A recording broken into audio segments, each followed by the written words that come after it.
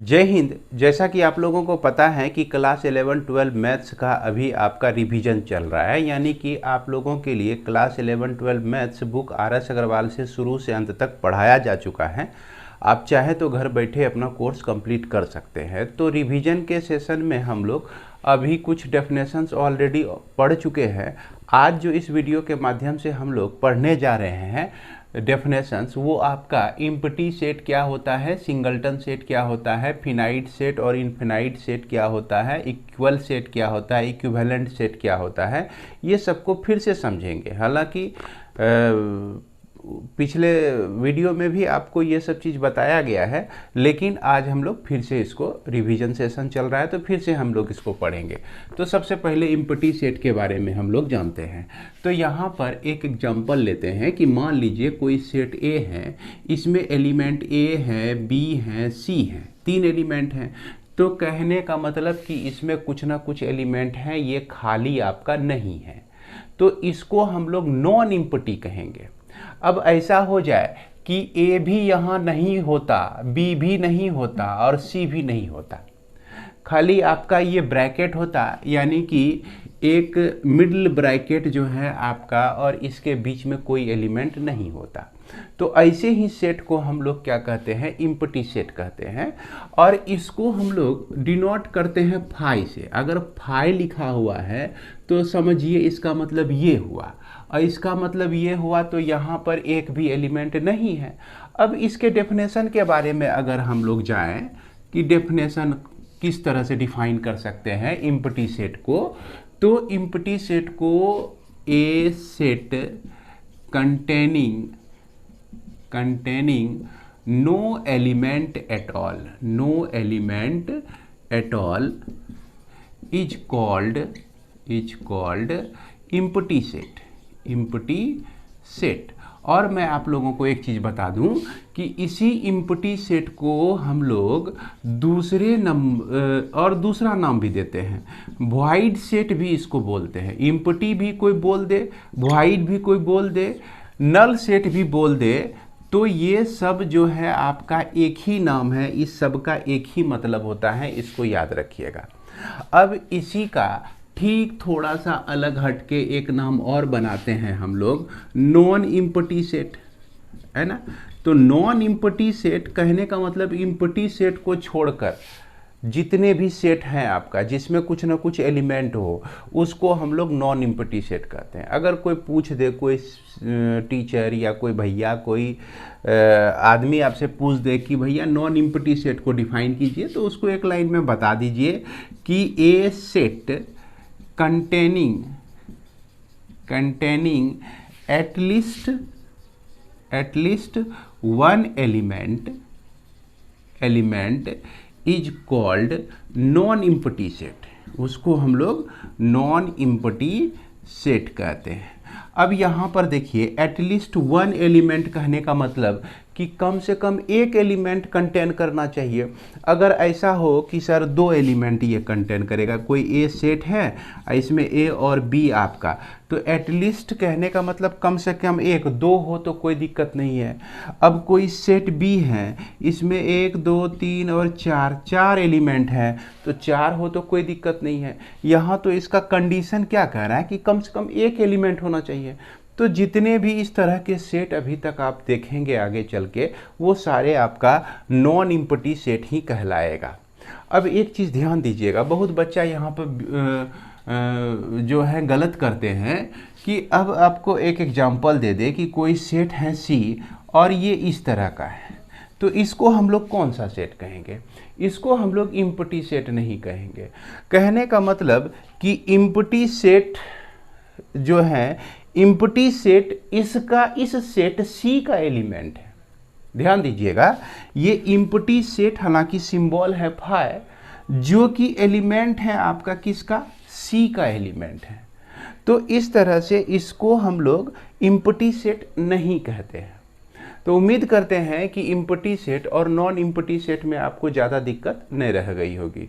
अब हम लोग समझते हैं कि सिंगलटन सेट क्या होता है। तो सिंगलटन सेट जैसा कि वर्ड आपको देख के समझ में आ रहा है, सिंगल, सिंगल कहने का मतलब अकेला।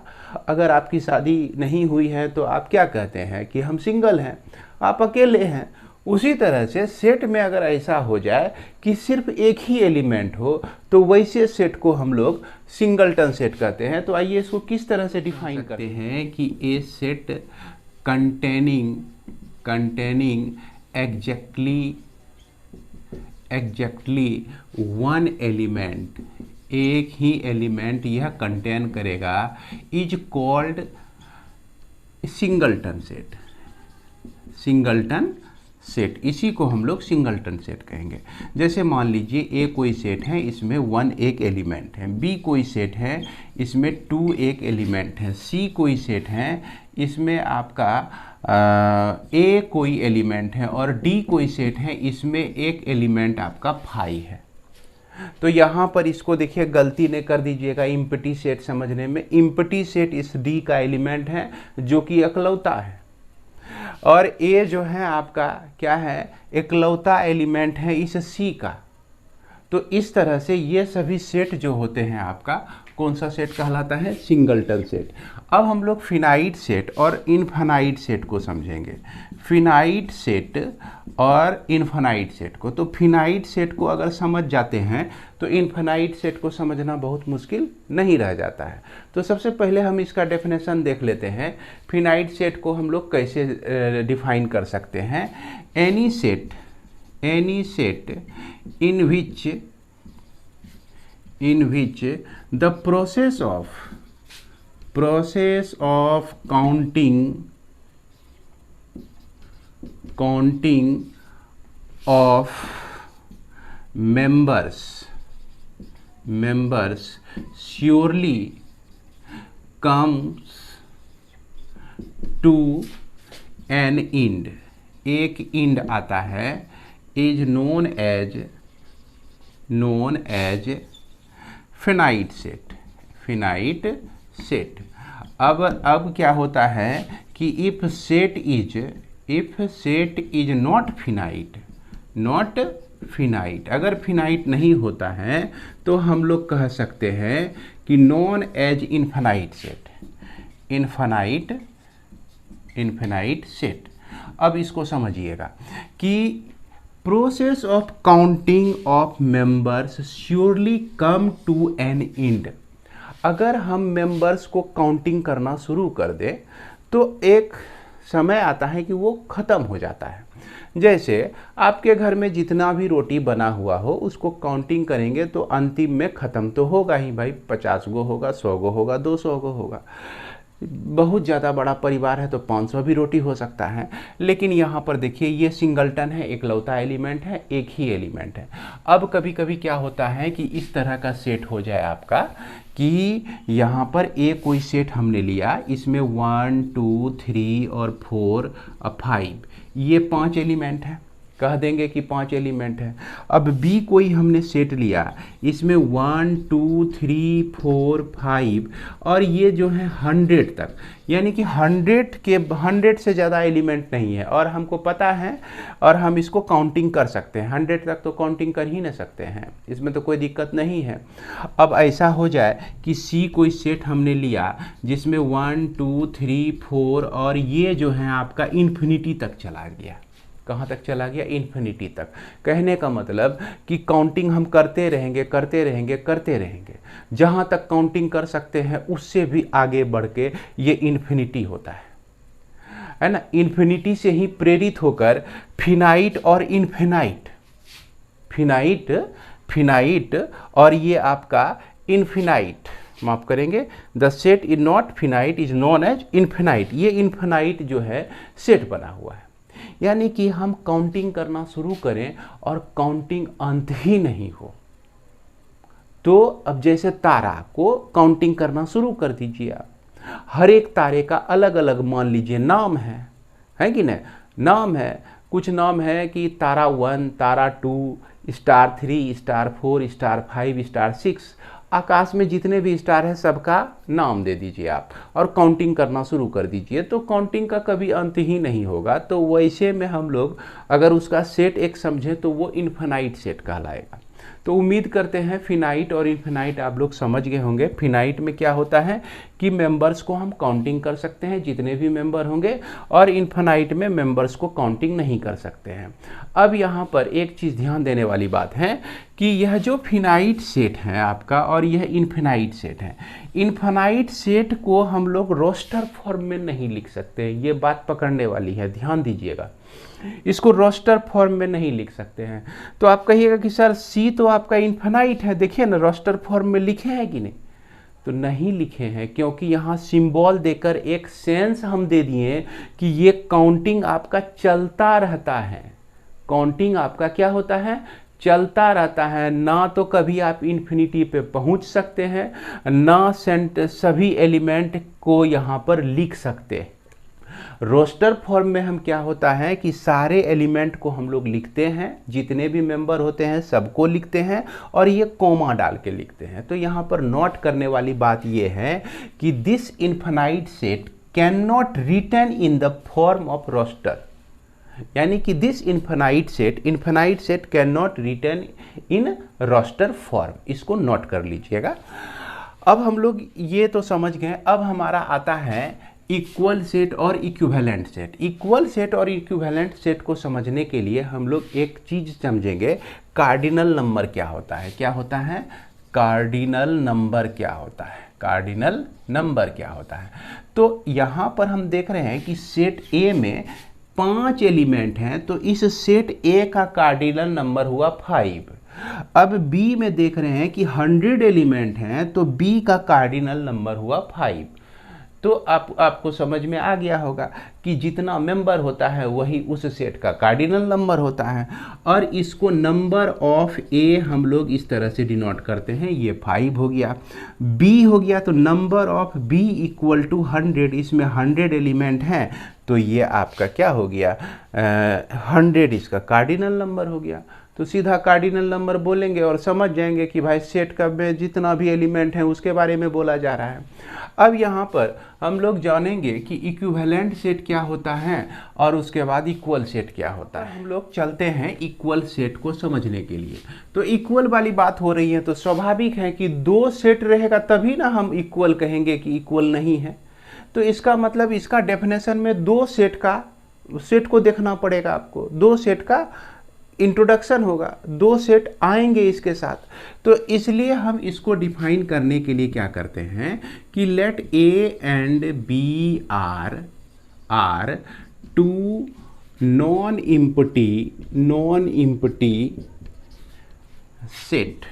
2 को नॉन इम्पटी सेट ले लिए, और ऐसे भी लिख सकते हैं A and B are finite set. Non empty लिखिए या फिनाइट लिखिए। अब हम इसको कह सकते हैं if they have exactly the same element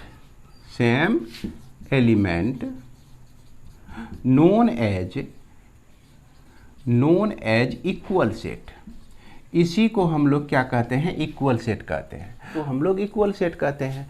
जैसे मान लीजिए कि सेट ए कहा कि हमारे पास सारा वोवेल है, ए ई आई ओ यू है। उसके बाद बी जो है ये कहता है कि हमारे पास 1 2 3 4 और 5 है। और सी एक सेट हम लेते हैं, ये कहता है कि हमारे पास भी ए ई आई यू ओ है, इस तरह से। तो यहाँ पर जाहिर सी बात है कि सेट ए और सी को हम लोग क्या कह सकते हैं, इक्वल सेट कह सकते हैं। क्लियर है, क्योंकि if they have exactly the same elements, मतलब कि दोनों में कैसा एलिमेंट हो, सेम एलिमेंट हो, तो हम इसको क्या कह सकते हैं, इक्वल सेट कह सकते हैं। इसीलिए ए इक्वल टू सी लिख सकते हैं आप, ए इक्वल टू सी लिख सकते हैं, और A not equal to B लिख सकते हैं, A not equal to B. अब बी नॉट इक्वल टू आपको सी लिख सकते हैं, B not equal to C लिख सकते हैं। लेकिन एक चीज़ ध्यान दीजिएगा कि number of a element in A 5 है, number of element in B क्या है भैया, 5 है, और number of element in C क्या है, 5 है। तीनों में सेम एलिमेंट है। तो अब हम लोग चलते हैं इक्विवेलेंट सेट को देखते हैं। तो इक्विवेलेंट सेट क्या कहता है इक्विवेलेंट सेट में कहा जाता है कि दो सेट है ना, let A and B are two finite set okay, और A and B are called equivalent if number of element in A equal to number of element in B। अगर A का नंबर ऑफ एलिमेंट B का number of element दोनों बराबर हो जाए तो हम उसको इक्विवेलेंट सेट कहते हैं। अब यहाँ पर समझिए कि यहाँ तो सभी इक्विवेलेंट हैं, आपका A जो है B के इक्विवेलेंट हैं, अब B जो है आपका C के इक्विवेलेंट हैं, तो इसलिए हम number of A equal to number of B भी देख रहे हैं यहाँ पर, और number of B equal to number of C भी देख रहे हैं हम लोग, और number of A equal to number of C भी देख रहे हैं हम लोग। तो यहाँ पर हम कह सकते हैं A equivalent to B and B जो है इक्विवेलेंट टू C एंड ये C जो है इक्विवेलेंट टू A। इस तरह से हम लोग इसको समझ सकते हैं। तो उम्मीद करते हैं कि इक्विवेलेंट सेट आप लोग समझ गए होंगे। अब एक चीज़ ध्यान देने वाली बात है कि जितने भी आपका इक्वल सेट हैं सभी को हम इक्विवेलेंट नहीं कह सकते हैं।